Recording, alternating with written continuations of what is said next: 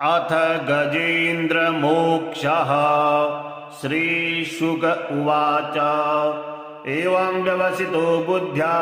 समाधाय मनोहृदि जजाप परमं जाप्यं प्राक्जन्मन्युशिक्षितम्। गजेन्द्र उवाच। ॐ नमो भगवते तस्मै यत्एतच्चिदात्मकं पुरुषायादिबीजाय परेशायाभिधीमहि। यस्मिन्निदं यतश्चेदं येनेदं य इदं स्वयं योऽस्मात् परमांश्च परस्तं प्रपद्ये स्वयंभुवम्। यस्वात्मनीदं निजमायार्पितं क्वचिद्विभातं क्वचित्तिरोहितम् अविद्रदृक्साक्षुभयं तदीक्षते स आत्ममूलोऽवतु मां परात्परः। कालेन पञ्चत्वमिति कृतस्नो लोकेषु पालेषु च सर्वहेतुषु तमस्तदासीद् गहनं गभीरं यस्तस्य पारेभिर्विराजते विभु। न यस्य देवा ऋषयः पदं विदुर्जन्तुः पुनः कोऽर्हति गन्तुमीरुतम्। यथा नटस्याकृतिभिर्विचेष्टतो दुरत्ययानुक्रमणः समावतु। दिदृक्षवो यस्य पदं सुमङ्गलं विमुक्तसङ्गा मुनयः सुसाधवः चरन्त लोकव्रतमव्रणं वने भूतात्मभूतासुहृदा समे गतिः। न विद्यते यस्य च जन्म कर्म वा न नाम रूपे गुणदोष एव वा तथापि लोकाप्ययसम्भवाय यः स्वमाययातान्यकालमृच्छति तस्मै नमः परेशाय ब्रह्मणेऽनन्तशक्तये अरूपायोरुरूपाय नमः आश्चर्यकर्मणे नमः आत्मप्रदीपाय साक्षिणे परमात्मने नमो गिराम्बिदूराय मनसश्चेतसामपि सत्त्वेन प्रतिलभ्याय नैषकर्मेण विपश्चिता नमः कैवल्यनाथाय निर्वाणसुखसंविदे नमः शान्ताय घोराय मूढाय गुणधर्मिणे निर्विशेषाय साम्याय नमो ज्ञानघनाय च क्षेत्रज्ञाय नमस्तुभ्यं सर्वाध्यक्षाय साक्षिणे पुरुषायात्ममूलाय मूलप्रकृतये नमः सर्वेन्द्रियगुणद्रष्टे सर्वप्रत्ययहेतवे असदाच्छाय योक्ताय सदा भासाय ते नमः। नमो नमस्तेऽखिलकारणाय निष्कारणायाद्भुतकारणाय सर्वागमाम्नाय महार्णवाय नमोपवर्गाय परायणाय गुणारचिन्नाचिद्दुष्पपाय तक्षोभविस्फूर्जितमानसाय नैष्कर्म्यभावेन विवर्जितागम स्वयं प्रकाशाय नमस्करोमि। माद्रिक्प्रपन्नपशुपाशविमोक्षणाय मुक्ताय भूरि करुणाय नमोलयाय स्वांसेन सर्वतनुभृन्मनसि प्रतीत प्रद्यग्दृशे भगवते बृहते नमस्ते। आत्मात्मजातगृहवित्तजनेषु शक्ति दुष्प्राणप्रणाय गुणसङ्गविवर्जिताय मुक्तात्मभिः स्वहृदये परिभाविताय ज्ञानात्मने भगवते नमः ईश्वराय। यं धर्मकामार्थविमुक्तकामा भजन्त इष्टां गतिमाप्नुवन्ति किं त्वाशिशोरात्यपि देहमव्ययं करोतु मे दद्भृदयो विमोक्षणम्। एकान्तिनो यस्य न कञ्चनार्थं वाछन्ति ये वै भगवत्प्रपन्ना अत्यद्भुतं तचरितं सुमङ्गलं गायन्त आनन्दसमुद्रमग्ना तमक्षरं ब्रह्म परं परेशामव्यक्तमाध्यात्मिकयोगगम्यम् अतीन्द्रियं सूक्ष्मविवातिदूरमनन्तमाद्यं परिपूर्णमीडे यस्य ब्रह्मादयो देवा वेदालोकश्चराचरा नामरूपविभेदेन फलज्ञा च कलया कृता यथार्चिषोऽग्ने सवितुर्गस्तयो निर्यान्ति संयान्त्यसत्वित्सरोचिषः यथा यतोऽयं गुणसम्प्रवाहो बुद्धिर्मनः खानि शरीरसर्गा स वै न देवासुरमत्यतिरङ्गा न स्त्री न शर्धो न पुमान जन्तु नायं गुणः कर्म न सन्नतासन् निधेशशेषो जयतादिशेषः जिजीविषेदाहमिहामुयाके मन्तर्बहिश्चावृत्तये भयोन्या इच्छामि कालेन तस्य विपल्लवास् तस्यात्मलोकावरुणस्य मोक्षम् सोऽहं विश्वसृजं विश्वं विश्ववेदसं विश्वात्मजन्मजं ब्रह्म प्रणतोऽस्मि परं पदम् योगरन्धितकर्माणो हृदि योगविभावृते योगिनो यं प्रपश्यन्ति योगेशं तन्नतोऽस्म्यहम् नमो नमस्तुभ्यमसह्यवेग शक्तित्रयायाखिलधिगुणाय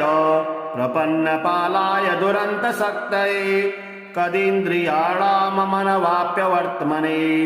नायं वेद स्वमात्मानं यच्छक्त्याहं वृधाहतं तं दुरत्यमाहात्म्यं भगवन्तमितोऽस्म्यहम् श्रीशुक उवाच एवं गजेन्द्रमुपवर्णितनिर्विशेषं ब्रह्मादयो विविधलिङ्गविधाभिमाना नैते यदुपसृशपुर्निखिलात्मकत्वात् तत्राखिलामरमयो हरिराविरासीत् तं तद्वतार्थमुपलभ्य जगन्निवास स्तोत्रं निसम्मदिग्विजयेशः सन्तु वद्भिः छन्दोमयेन गरुडेन समूह्यमानश्चक्रायुधोऽभ्यगमदासु यतो गजेन्द्रः सोऽन्तः सरिस्सरुबलेन गृहीत आर्तो दृष्ट्वा गुरुत्तमतिहरिं तख उपात चक्रम् उच्छित्त साम्बुजकरं गिरिमाः पृच्छत्सा नारायणाखिल गुरु भगवन्नमस्ते तं वीक्ष्य पीडितमजः सहसावतीर्य सग्राहमाशु सरसः कृपयोज्जहार ग्राहाद्विपाटितमुखादरिणा गजेन्द्रं सम्पश्यतां हरिरमुमुच दुस्त्रियाणाम् श्रीविष्णुमृत्युञ्जय स्तोत्रम् मार्कण्डेय उवाच नारायणं सहस्राक्षं पद्मनाभं पुरातनं प्रणतोऽस्मि हृषीकेशं किं नो मृत्युः करिष्यति गोविन्दं पुण्डरीकाक्षम् अनन्तं अजमव्ययं केशवं च प्रपन्नोऽस्मि किं नो मृत्युः करिष्यति वासुदेवं जगद्योनिं भानुवर्णमतीन्द्रियं दामोदरं प्रपन्नोऽस्मि किं नो मृत्युः करिष्यति शङ्खचक्रधरं देवं छन्नरूपिणमव्ययम् अधोक्षजं प्रपन्नोऽस्मि किं नो मृत्युः करिष्यति वाराहं वामनं विष्णुं नरसिंहं जनार्दनं माधवं च प्रपन्नोऽस्मि किं नो मृत्युः करिष्यति पुरुषं पुष्करं पुण्यं क्षेमबीजं जगत्पतिं लोकनाथं प्रपन्नोऽस्मि किं नो मृत्युः करिष्यति भूतात्मानं महात्मानं जगद्योनिमयो निजं विश्वरूपं प्रपन्नोऽस्मि किं नो मृत्युः करिष्यति सहस्रशीर्षं देवं व्यक्ताव्यक्तं सनातनं महायोगं प्रपन्नोऽस्मि किं नो मृत्युः करिष्यति इत्युदीरितमाकर्ण्य स्तोत्रं तस्य महात्मनः अपयातस्ततो मृत्युर्विष्णुदूतैश्च पीडितः इति तेन जितो मृत्युर्मार्कण्डेयेन धीमता प्रसन्ने पुण्डरीकाक्षे नृसिंहे नास्ति दुर्लभम् मृत्युञ्जयमिदं पुण्यं मृत्युप्रशमनं शुभम् मार्कण्डेयहितार्थाय स्वयं विष्णुरुवाचः य इदं पठति भक्त्या त्रिकालं नियतः शुचिः नाकाले तस्य मृत्युः सा नरस्याच्युतचेतसः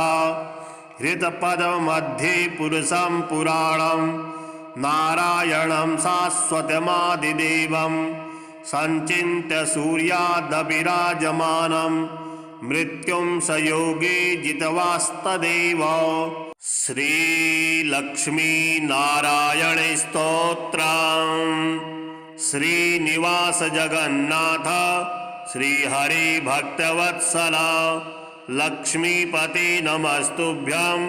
त्राहि मां भवसागरात् राधारमण गोविन्द भक्तकामप्रपूरक नारायणं नमस्तुभ्यं त्राहि मां भवसागरात् दामोदर महोदार सर्वापत्तिनिवारण ऋषिकेश नमस्तुभ्यं त्राहि मां भवसागरात् गरुडध्वज वैकुण्ठ निवासिन् केशवाच्युत जनार्दन नमस्तुभ्यं त्राहि मां भवसागरात् शङ्खचक्र गदा पद्मधर श्रीवत्सलसलाञ्छना मेघश्याम नमस्तुभ्यं त्राहि मां भवसागरात् त्वं माता त्वं पिता बन्धुः सद्गुरुस्त्वं दयानिधिः त्वत्तोऽन्यो न परो देवस्त्राहि मां भवसागरात् न जाने दान धर्मादि योगं यागं तपोजपं त्वं केवलं कुरु दयां त्राहि मां भवसागरात् न मत्समो यद्यपि पापकर्ता न त्वत्समो यथापि पापहर्ता विज्ञापितं ते तदशेषसाक्षिन् मामुद्धरार्थं पतितं तवाग्रे। श्रीशुक उवाच एवं व्यवसितो बुद्ध्या समाधाय मनोहृदि जजाप परमं जाप्यं प्राक्जन्मन्युशिक्षितं। गजेन्द्र उवाच ॐ नमो भगवते तस्मै यत् एतच्चिदात्मकं पुरुषायादिबीजाय परेशायाभिधीमहि यस्मिन्निदं यतश्चेदं येनेदं य इदं स्वयं योऽस्मात् परमाश्च परस्तं प्रपद्ये स्वयंभुवं यस्वात्मनीदं निजमायार्पितं क्वचिद्विभातं क्वचित्तिरोहितम् अविद्रदृक्षाक्षुभयं तदीक्षते स आत्ममूलोऽवतु मां परात्परः कालेन पञ्चत्वमिति कृतस्नो लोकेषु पालेषु च सर्वहेतुषु तमस्तदासीद् गहनं गभीरं यस्तस्य पारेभिर्विराजते विभु न यस्य देवा ऋषयः पदं विदुर्जन्तुः पुनः कोऽर्हति गन्तुमीरुतम् यथा नटस्याकृतिभिर्विचेष्टतु दुरत्ययानुक्रमणः समावतु दिदृक्षवो यस्य पदं सुमङ्गलं विमुक्तसङ्गा मुनयः सुसाधवः चरन्तलोकव्रतमव्रणं वने भूतात्मभूता सुहृदा समे गतिः न विद्यते यस्य च जन्म कर्म वा न नाम रूपे गुणदोष एव वा तथापि लोकाप्ययसम्भवाय यः स्वमाययातान्युकालमृच्छति तस्मै नमः परेशाय ब्रह्मणेऽनन्तशक्तये अरूपायोरुरूपाय नमः आश्चर्यकर्मणे नमः आत्मप्रदीपाय साक्षिणे परमात्मने नमो गिरां विदूराय मनसश्चेतसामपि सत्त्वेन प्रतिलभ्याय नैषकर्मेण विपश्चिता नमः कैवल्यनाथाय निर्वाणसुखसंविदे नमः शान्ताय घोराय मूढाय गुणधर्मिणे निर्विशेषाय साम्याय नमो ज्ञानघनाय च क्षेत्रज्ञाय नमस्तुभ्यं सर्वाध्यक्षाय साक्षिणे पुरुषायात्ममूलाय मूलप्रकृतये नमः सर्वेन्द्रियगुणद्रष्टे सर्वप्रत्ययहेतवे असदाच्छाय योक्ताय सदाभासाय ते नमः नमो नमस्तेऽखिलकारणाय निष्कारणायाद्भुतकारणाय सर्वागमाम्नाय महार्णवाय नमोपवर्गाय परायणाय गुणारचिन्नाचिद्दुष्पपाय तक्षोभविस्फूर्जितमानसाय नैष्कर्म्यभावेन विवर्जितागम स्वयं प्रकाशाय नमस्करोमि माद्रिक्प्रपन्नपशुपाशविमोक्षणाय मुक्ताय भूरि करुणाय नमोलयाय स्वांसेन सर्वतनुभृन्मनसि प्रतीत प्रद्यग्दृशे भगवते बृहते नमस्ते आत्मात्मजातगृहवित्तजनेषु शक्ते दुष्प्राणप्रणाय गुणसङ्गविवर्जिताय मुक्तात्मभिः स्वहृदये परिभाविताय ज्ञानात्मने भगवते नमः ईश्वराय यं धर्मकामार्थविमुक्तकामा भजन्त इष्टां गतिमाप्नुवन्ति किं ताशिशूरात्यपि देहमव्ययं करोतु मे दत्हृदयो विमोक्षणम् एकान्तिनो यस्य न कञ्चनार्थं वाछन्ति ये वै भगवत्प्रपन्ना अत्यद्भुतं तचरितं सुमङ्गलं गायन्त आनन्दसमुद्रमग्ना तमक्षरं ब्रह्म परं परेशामव्यक्तमाध्यात्मिकयोगगम्यम् अतीन्द्रियं सूक्ष्मविवातिदूरमनन्तमाद्यं परिपूर्णमीडे यस्य ब्रह्मादयो देवा वेदालोकश्चराचरा नामरूपविभेदेन फलज्ञा च कलया कृता यथार्चि सोऽग्ने सवितुर्गस्तयो निर्यान्ति संयान्त्यसत्वित्सरोचिषः यथा यतोऽयं गुणसम्प्रवाहो बुद्धिर्मनः खानि शरीरसर्गा स वै न देवासुरमत्यतिरङ्गा न स्त्री न शर्ढो न पुमान जन्तु नायं गुणः कर्म न सन्नतासन् निधेशशेषो जयतादिशेषः जिजीविषेदाहमिहामुयाके मन्तर्बहिश्चावृत्तये भयोन्या इच्छामि कालेन तस्य विपल्लवास्तस्यात्मलोकावरुणस्य मोक्षम् सोऽहं विश्वसृजं विश्वं विश्ववेदसं विश्वात्मजन्मजं ब्रह्म प्रणतोऽस्मि परं पदम् योगरन्धितकर्माणो हृदि योगविभावृते योगिनो यं प्रपश्यन्ति योगेशं तं नतोऽस्म्यहम् नमो नमस्तुभ्यमसह्यवेग शक्तित्रयायाखिलधिगुणाय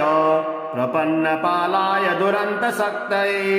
कदीन्द्रियाणाममनवाप्यवर्त्मने नायं वेद स्वमात्मानं यच्छक्त्याहं विधाहतं तं दुरत्यमाहात्म्यं भगवन्तमितोऽस्म्यहम् श्रीशुक उवाच एवं गजेन्द्रमुपवर्णितनिर्विशेषं ब्रह्मादयो विविधलिङ्गविधाभिमाना नैते यदुपसृशपुर्निखिलात्मकत्वात् तत्राखिलामरमयो हरिराविरासीत् तं तद्वतार्थमुपलभ्य जगन्निवास स्तोत्रं निसम्मदिग्विजयेशः सन्तु वद्भिः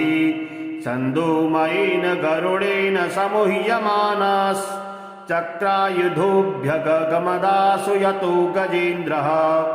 सोऽन्तः सरुबलेन गृहीत आर्तो दृष्ट्वा गुरुत्तमतिहरिं तख उपात चक्रम् उच्छित्त साम्बुजकरं गिरिमाः कृच्छत्सा नारायणाखिल गुरु भगवन् नमस्ते तं वीक्ष्य पीडितमजः सहसावतीर्य सग्राहमाशु सरसः कृपयोज्जहार ग्राहाद्विपाटितमुखादरिणा गजेन्द्रम् सम्पश्यतां हरिरमुमुच दुस्त्रियाणाम्। श्रीविष्णुमृत्युञ्जय स्तोत्रम्। मार्कण्डेय उवाच नारायणं सहस्राक्षं पद्मनाभं पुरातनं प्रणतोऽस्मि हृषीकेशं किं नो मृत्युः करिष्यति। गोविन्दं पुण्डरीकाक्षम् अनन्तम् अजमव्ययम् केशवं च प्रपन्नोऽस्मि किं नो मृत्युः करिष्यति। वासुदेवं जगद्योनिं भानुवर्णमतीन्द्रियं दामोदरं प्रपन्नोऽस्मि किं नो मृत्युः करिष्यति। शङ्खचक्रधरं देवं छन्नरूपिणमव्ययम् अधोक्षजं प्रपन्नोऽस्मि किं नो मृत्युः करिष्यति। वाराहं वामनं विष्णुं नरसिंहं जनार्दनं माधवं च प्रपन्नोऽस्मि किं नो मृत्युः करिष्यति। पुरुषं पुष्करं पुण्यं क्षेमबीजं जगत्पतिं लोकनाथं प्रपन्नोऽस्मि किं नो मृत्युः करिष्यति। भूतात्मानं महात्मानं जगद्योनिमयोनिजं विश्वरूपं प्रपन्नोऽस्मि किं नो मृत्युः करिष्यति। सहस्रशीर्षं देवं व्यक्ताव्यक्तं सनातनं महायोगं प्रपन्नोऽस्मि किं नो मृत्युः करिष्यति। इत्युदीरितमाकर्ण्य स्तोत्रं तस्य महात्मनः अपयातस्ततो मृत्युर्विष्णुदूतैश्च पीडितः इति तेन जितो मृत्युर्मार्कण्डेयेन धीमता। प्रसन्ने पुण्डरीकाक्षे नृसिंहे नास्ति दुर्लभम् मृत्युञ्जयमिदं पुण्यं मृत्युप्रशमनं शुभम्। मार्कण्डेयहितार्थाय स्वयं विष्णुरुवाचः य इदं पठते भक्त्या त्रिकालं नियतः शुचिः नाकाले तस्य मृत्युः स्यान्नरस्याच्युतचेतसः। हृतपद्ममध्ये पुरुषं पुराणं नारायणं शाश्वतमादिदेवं सञ्चिन्त्य सूर्यादविराजमानं मृत्युं स योगे जितवास्तदेव। श्रीलक्ष्मीनारायण स्तोत्रम्। श्रीनिवास जगन्नाथ श्रीहरि भक्तवत्सल लक्ष्मीपते नमस्तुभ्यं त्राहि मां भवसागरात्। राधारमण गोविन्द भक्तकामप्रपूरक नारायणं नमस्तुभ्यं त्राहि मां भवसागरात्। दामोदर महोदार सर्वापत्तिनिवारण ऋषिकेश नमस्तुभ्यं त्राहि मां भवसागरात्। गरुडध्वज वैकुण्ठ निवासिन् केशवाच्युत जनार्दन नमस्तुभ्यं त्राहि मां भवसागरात्। शङ्खचक्रगदा पद्मधर श्रीवत्सलसलाञ्छन मेघश्याम नमस्तुभ्यं त्राहि मां भवसागरात्। त्वं माता त्वं पिता बन्धुः सद्गुरुस्त्वं दयानिधिः त्वत्तोऽन्यो न परो देवस्त्राहि मां भवसागरात्। न जाने दान धर्मादि योगं यागं तपोजपं त्वं केवलं कुरु दयां त्राहि मां भवसागरात्। न मत्समो यद्यपि पापकर्ता न त्वत्समो यथापि पापहर्ता विज्ञापितं ते तदशेषसाक्षिन् मामुद्धरार्थं पतितं तवाग्रे। श्रीशुक उवाच एवं व्यवसितो बुद्ध्या समाधाय मनोहृदि जजाप परमं जाप्यं प्राक्जन्मन्युशिक्षितं। गजेन्द्र उवाच ॐ नमो भगवते तस्मै यत् एतच्चिदात्मकं पुरुषायादिबीजाय परेशायाभिधीमहि यस्मिन्निदं यतश्चेदं येनेदं य इदं स्वयं योऽस्मात् परमाश्च परस्तं प्रपद्ये स्वयंभुवं यस्वात्मनीदं निजमायार्पितं क्वचिद्विभातं क्वचित्तिरोहितम् अविद्रदृक्षाक्षुभयं तदीक्षते स आत्ममूलोऽवतु मां परात्परः कालेन पञ्चत्वमिति कृतस्नो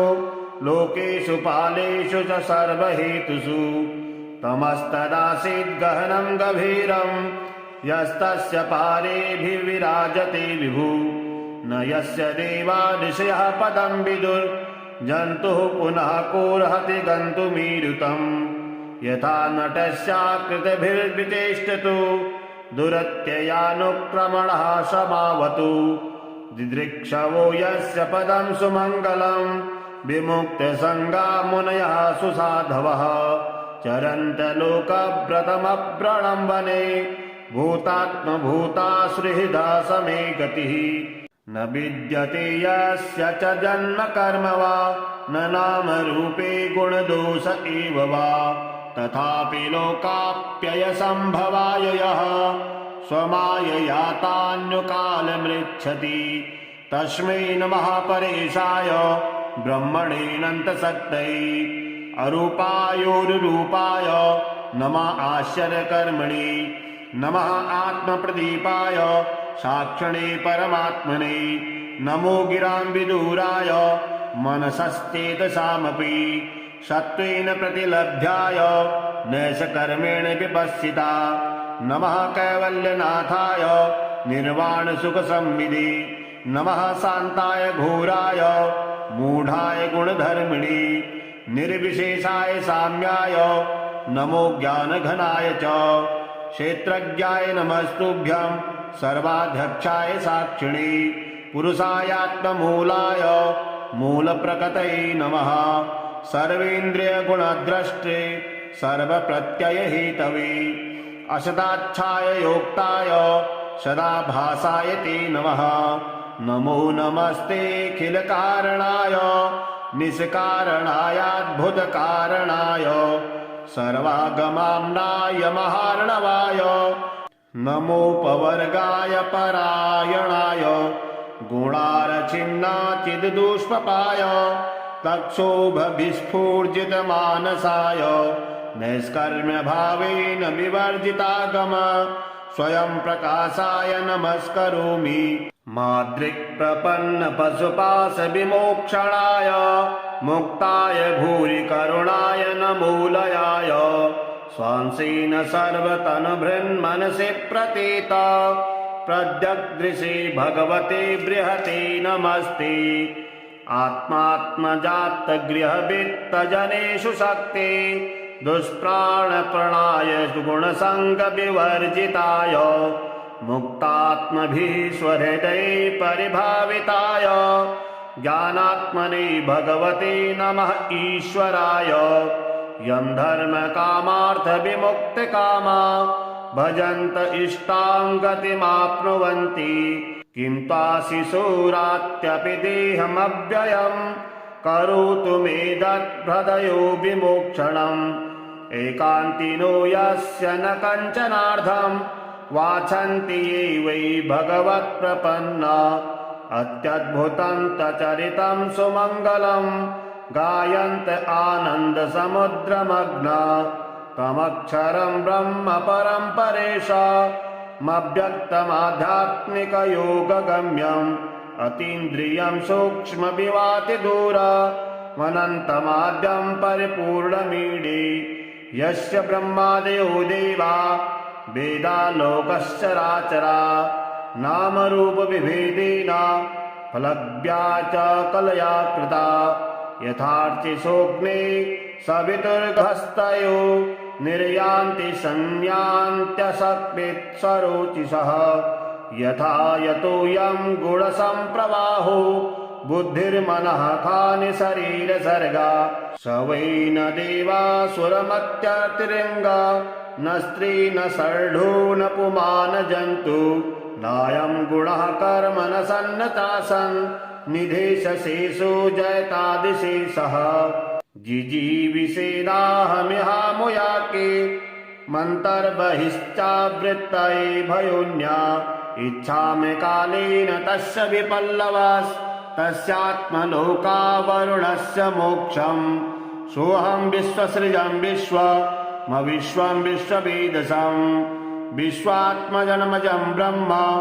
प्रणतोऽस्मि परं पदम् योगरन्धितकर्माणो हृदि योगविभावृते योगिनो यं प्रपश्यन्ति योगेशं तन्नतोऽस्म्यहम् नमो नमस्तुभ्यमसह्यवेग शक्तित्रयायाखिलधिगुणाय प्रपन्नपालाय दुरन्तशक्तये कदीन्द्रियाणाममनवाप्यवर्त्मने नायं वेद स्वमात्मानं यच्छक्त्याहं विधाहतं तं दुरत्यमाहात्म्यं भगवन्तमितोऽस्म्यहं। श्रीशुक उवाच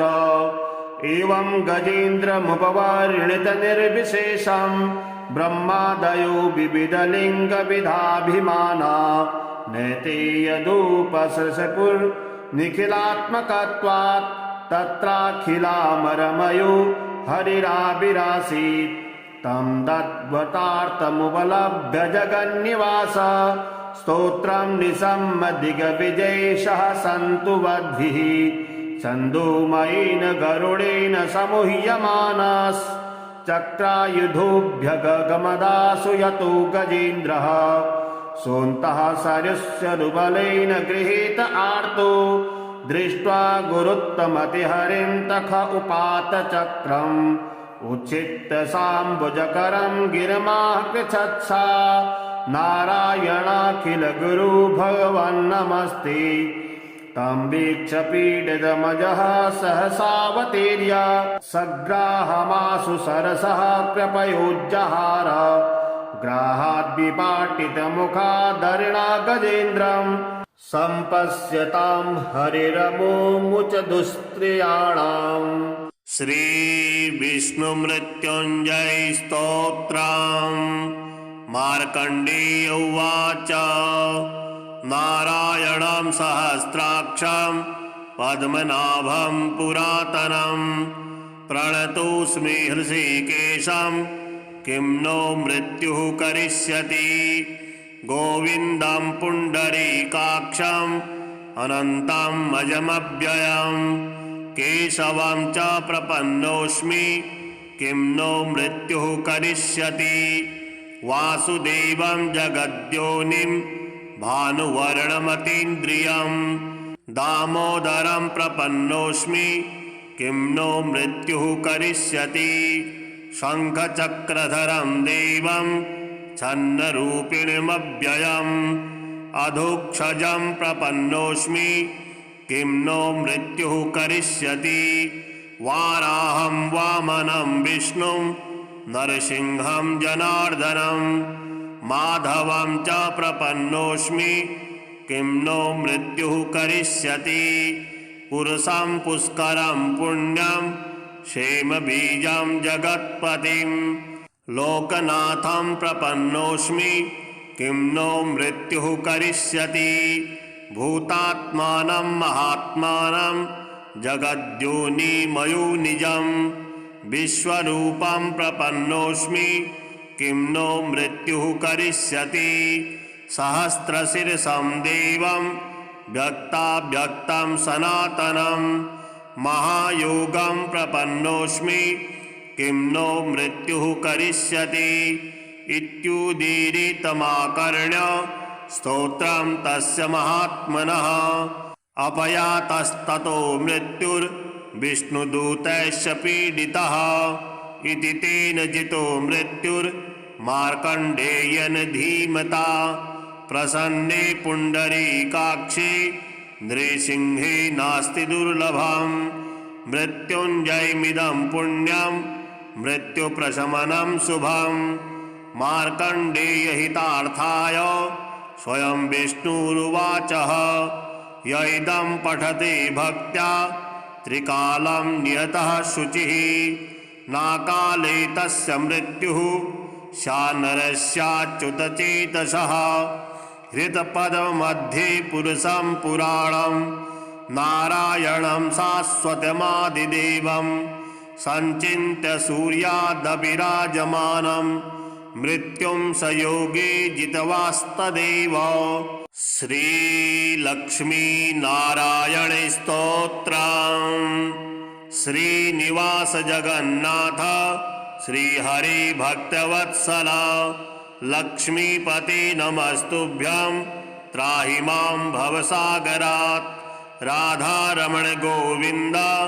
भक्तकामप्रपूरक नारायणं नमस्तुभ्यं त्राहि मां भवसागरात् दामोदर महोदार सर्वापत्तिनिवारण ऋषिकेश नमस्तुभ्यं त्राहि मां भवसागरात् गरुडध्वज वैकुण्ठ निवासिन् केशवाच्युत जनार्दन नमस्तुभ्यं त्राहि मां भवसागरात् शङ्खचक्र गदा पद्मधर श्रीवत्सलसलाञ्छन मेघश्याम नमस्तुभ्यं त्राहि मां भवसागरात् त्वं माता त्वं पिता बन्धुः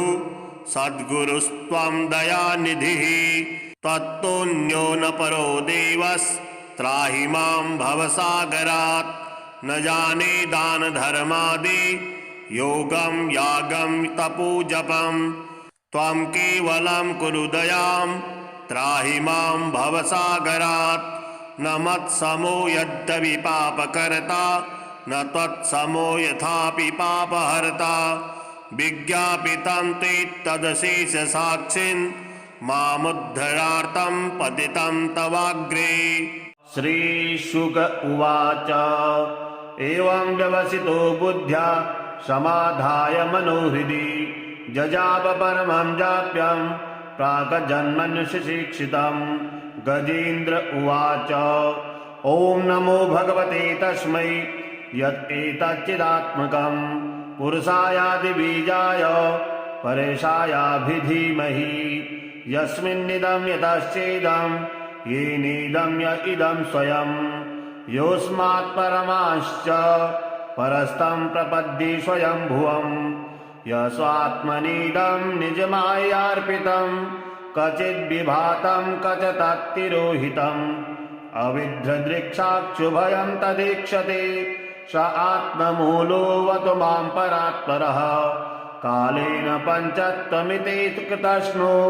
लोकेषु पालेषु च सर्वहेतुषु तमस्तदासीद् गहनं गभीरं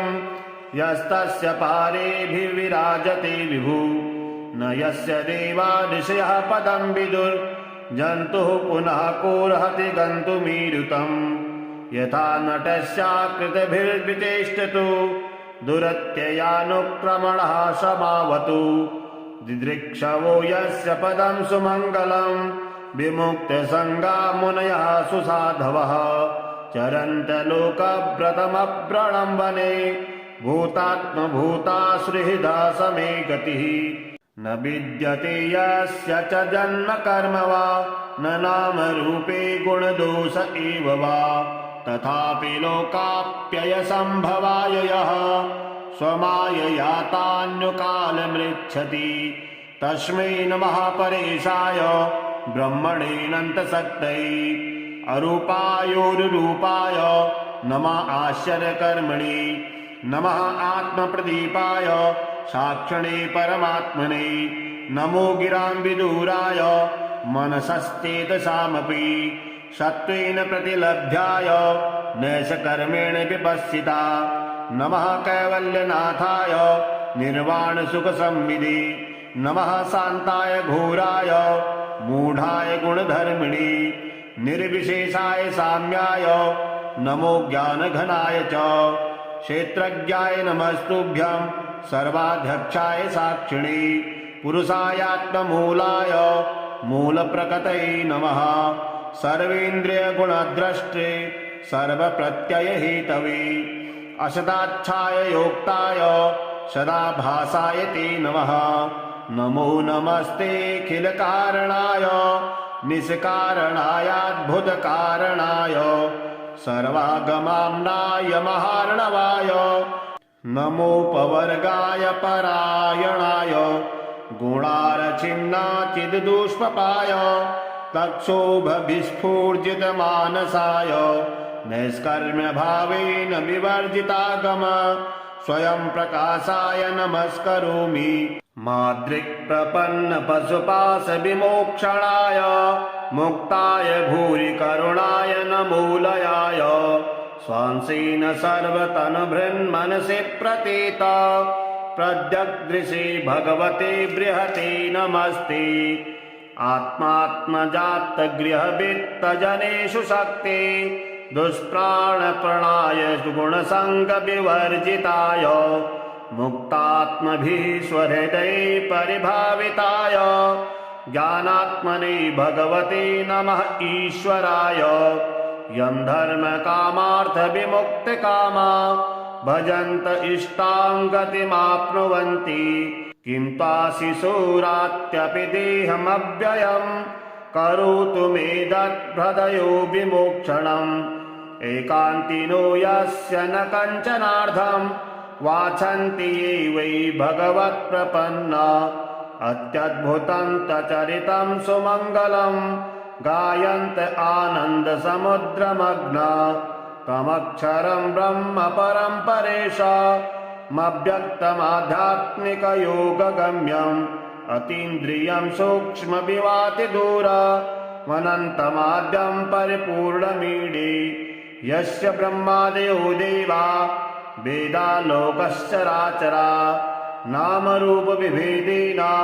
फलज्ञा च कलया कृता यथार्चिसोऽग्ने सवितुर्गस्तयो निर्यान्ति संयान्त्यसक्तित्सरोचिषः यथा यतोऽयं गुणसम्प्रवाहो बुद्धिर्मनः खानि शरीरसर्गा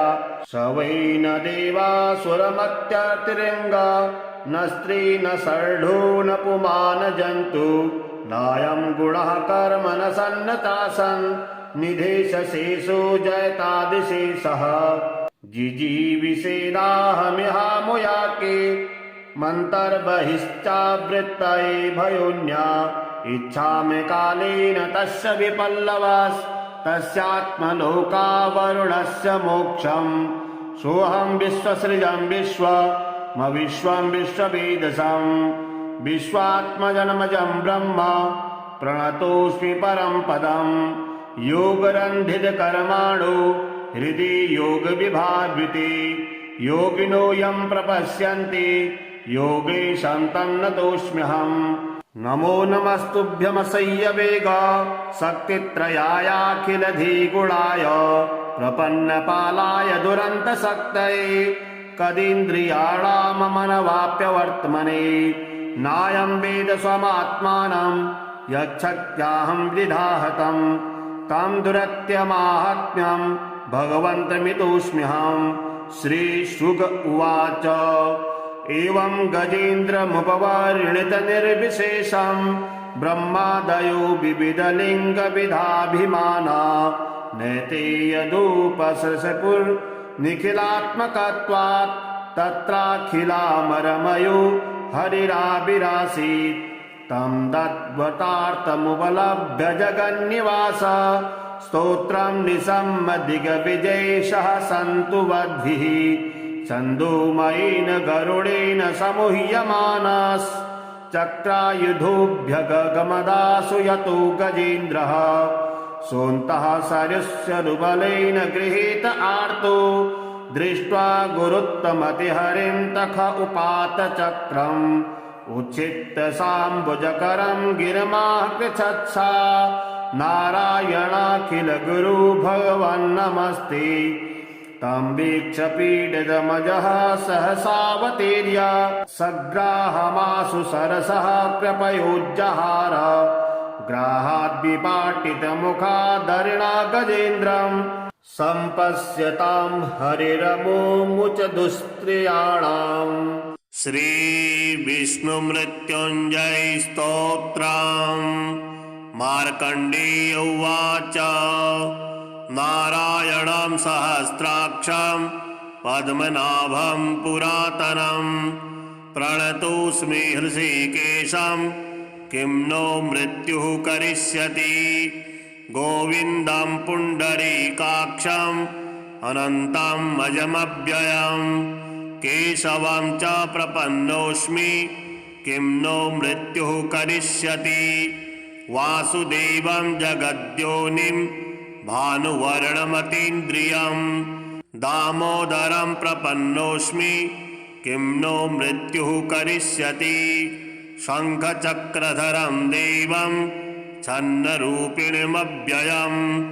अधोक्षजं प्रपन्नोऽस्मि किं नो मृत्युः करिष्यति। वाराहं वामनं विष्णुं नरसिंहं जनार्दनं माधवं च प्रपन्नोऽस्मि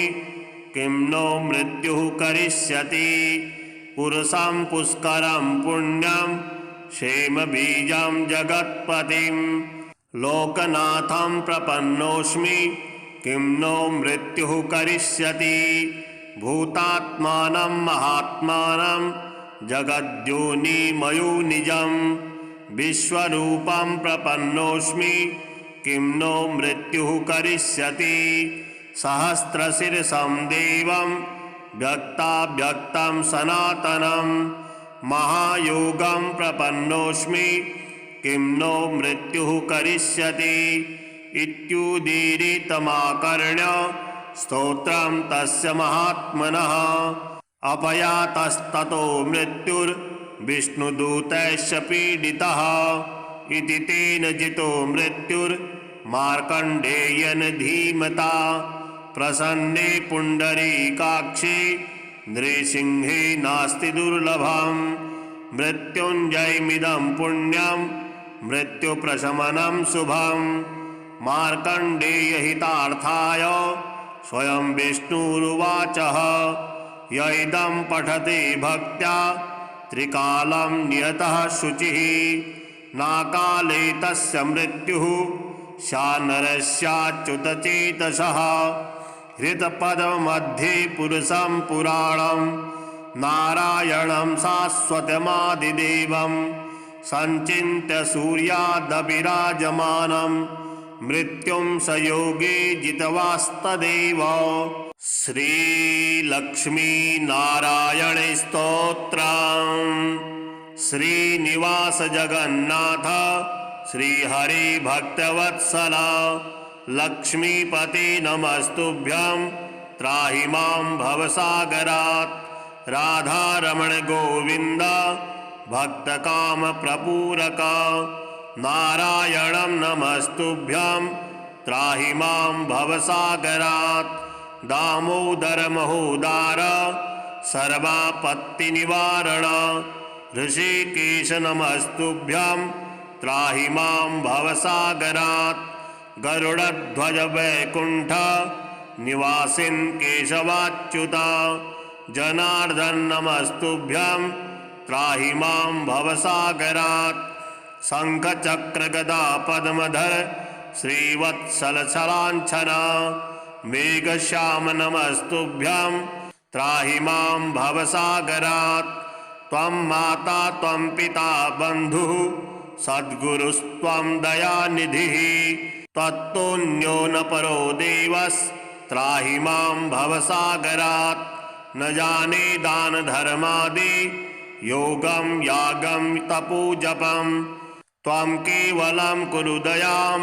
त्राहि मां भवसागरात्। न मत्समो यद्यपि पापकर्ता न त्वत्समो यथापि पापहर्ता विज्ञापितं ते तदशेषसाक्षिन् मामुद्धरार्थं पतितं तवाग्रे। श्रीशुक उवाच एवं व्यवसितो बुद्ध्या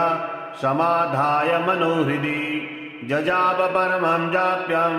प्राक्जन्मन्यशिक्षितं। गजेन्द्र उवाच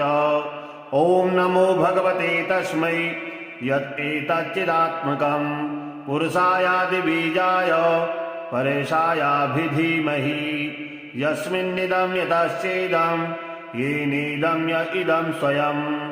योऽस्मात् परमाश्च परस्तं प्रपद्ये स्वयंभुवं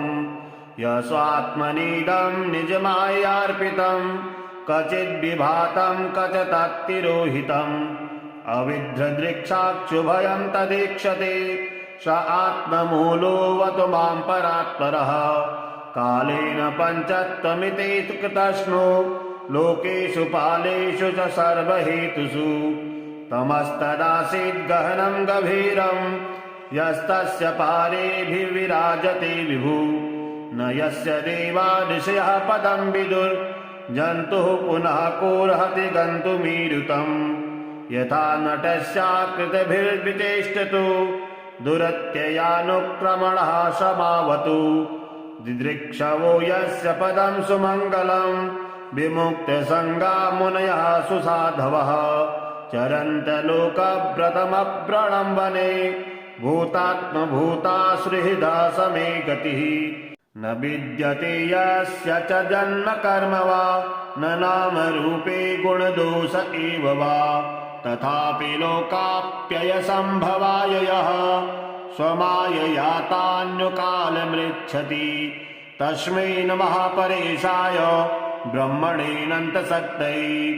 अरूपायोरुरूपाय नमः आश्चर्यकर्मणे नमः आत्मप्रदीपाय साक्षिणे परमात्मने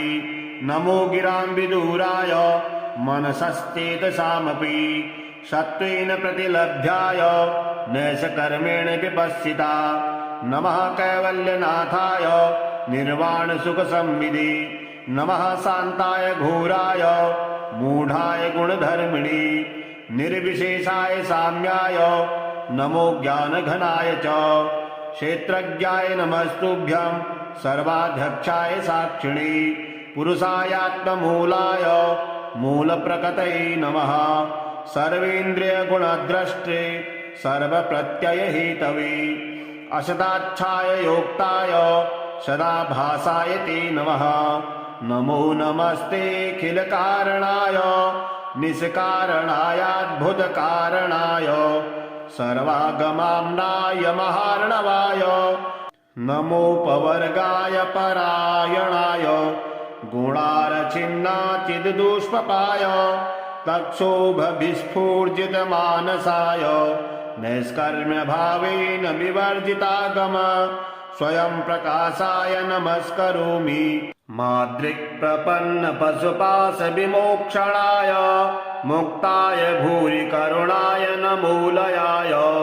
स्वांसेन सर्वतनुभृन्मनसि प्रतीत प्रद्यग्दृशे भगवते बृहते नमस्ते आत्मात्मजातगृहवित्तजनेषु शक्ते दुष्प्राणप्रणाय गुणसङ्गविवर्जिताय मुक्तात्मभिः स्वहृदये परिभाविताय ज्ञानात्मने भगवते नमः ईश्वराय यं धर्मकामार्थविमुक्तकामा भजन्त इष्टां गतिमाप्नुवन्ति किं त्वाशिशोरात्यपि देहमव्ययम् करोतु मे दद्भृदयो विमोक्षणम् एकान्तिनो यस्य न कञ्चनार्थं वाछन्ति ये वै भगवत्प्रपन्ना अत्यद्भुतं तचरितं सुमङ्गलं गायन्त आनन्दसमुद्रमग्ना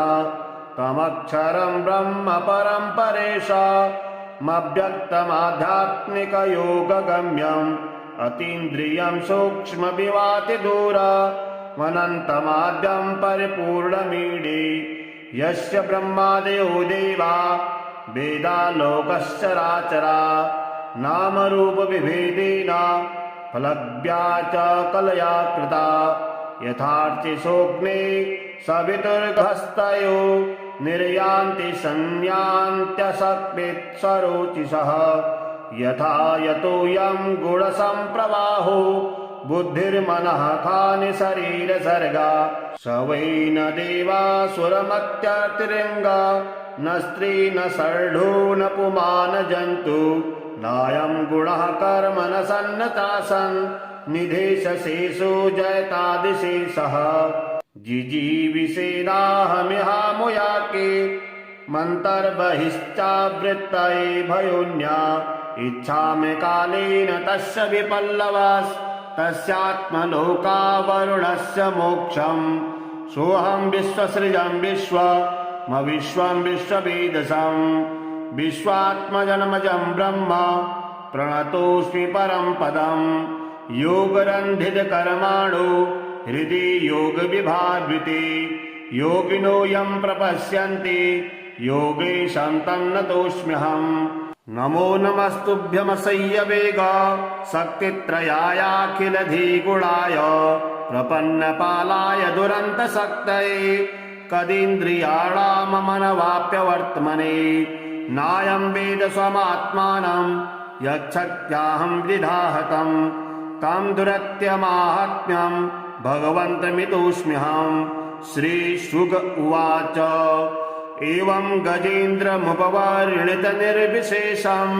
ब्रह्मादयो विविधलिङ्गविधाभिमाना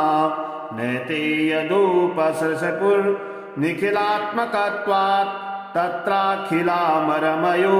हरिराविरासीत् तं दत्वतार्थमुपलभ्य जगन्निवास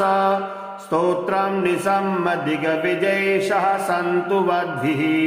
छन्दोमयेन गरुडेन समूह्यमानश्चक्रायुधोऽभ्यगमदासु यतो गजेन्द्रः सोऽन्तः सरस्वरुबलेन गृहीत आर्तो दृष्ट्वा गुरुत्तमतिहरिं तख उपात चक्रम् उच्छित्त साम्बुजकरं गिरमाः पृच्छत्सा नारायणाखिल गुरु भगवन्नमस्ते तं वीक्ष्य पीडितमजः सहसावतीर्य सग्राहमाशु सरसः कृपयोज्जहार ग्राहाद्विपाटितमुखादरिणा गजेन्द्रम् सम्पश्यतां हरिरमुमुच दुस्त्रियाणाम्। श्रीविष्णुमृत्युञ्जय स्तोत्रम् मार्कण्डेय उवाच नारायणं सहस्राक्षं पद्मनाभं पुरातनं प्रणतोऽस्मि हृषीकेशं किं नो मृत्युः करिष्यति गोविन्दं पुण्डरीकाक्षम् अनन्तं अजमव्ययं केशवं च प्रपन्नोऽस्मि किं नो मृत्युः करिष्यति वासुदेवं जगद्योनिं भानुवर्णमतीन्द्रियं दामोदरं प्रपन्नोऽस्मि किं नो मृत्युः करिष्यति शङ्खचक्रधरं देवं छन्नरूपिणमव्ययम् अधोक्षजं प्रपन्नोऽस्मि किं नो मृत्युः करिष्यति वाराहं वामनं विष्णुं नरसिंहं जनार्दनं माधवं च प्रपन्नोऽस्मि किं नो मृत्युः करिष्यति पुरुषं पुष्करं पुण्यं क्षेमबीजं जगत्पतिं लोकनाथं प्रपन्नोऽस्मि किं नो मृत्युः करिष्यति भूतात्मानं महात्मानं जगद्योनिमयोनिजं विश्वरूपं प्रपन्नोऽस्मि किं नो मृत्युः करिष्यति सहस्रशीर्षं देवं व्यक्ताव्यक्तं सनातनं महायोगं प्रपन्नोऽस्मि किं नो मृत्युः करिष्यति इत्युदीरितमाकर्ण्य स्तोत्रं तस्य महात्मनः अपयातस्ततो मृत्युर्विष्णुदूतैश्च पीडितः इति तेन जितो मृत्युर्मार्कण्डेयेन धीमता प्रसन्ने पुण्डरीकाक्षे नृसिंहे नास्ति दुर्लभं मृत्युञ्जयमिदं पुण्यं मृत्युप्रशमनं शुभं मार्कण्डेयहितार्थाय स्वयं विष्णुरुवाचः य इदं पठति भक्त्या त्रिकालं नियतः शुचिः नाकाले तस्य मृत्युः सा नरस्याच्युतचेतसः हृतपदमध्ये पुरुषं पुराणं नारायणं शाश्वतमादिदेवं सञ्चिन्त्य सूर्यादविराजमानं मृत्युं स योगी जितवास्तदेव। श्रीलक्ष्मीनारायण स्तोत्रम्। श्रीनिवास जगन्नाथ श्रीहरि भक्तवत्सल लक्ष्मीपते नमस्तुभ्यं त्राहि मां भवसागरात् राधारमण गोविन्द भक्तकामप्रपूरक नारायणं नमस्तुभ्यं त्राहि मां भवसागरात् दामोदर महोदार सर्वापत्तिनिवारण ऋषिकेश नमस्तुभ्यं त्राहि मां भवसागरात् गरुडध्वज वैकुण्ठ निवासिन् केशवाच्युत जनार्दन नमस्तुभ्यं त्राहि मां भवसागरात् शङ्खचक्र गदा पद्मधर श्रीवत्सलसलाञ्छन मेघश्याम नमस्तुभ्यं त्राहि मां भवसागरात् त्वं माता त्वं पिता बन्धुः सद्गुरुस्त्वं दयानिधिः त्वत्तोऽन्यो न परो देवस्त्राहि मां भवसागरात् न जाने दान धर्मादि योगं यागं तपोजपं त्वं केवलं कुरु दयां त्राहि मां भवसागरात् न मत्समो यद्यपि पापकर्ता न त्वत्समो यथापि पापहर्ता विज्ञापितं ते तदशेषसाक्षिन् मामुद्धरार्थं पतितं तवाग्रे।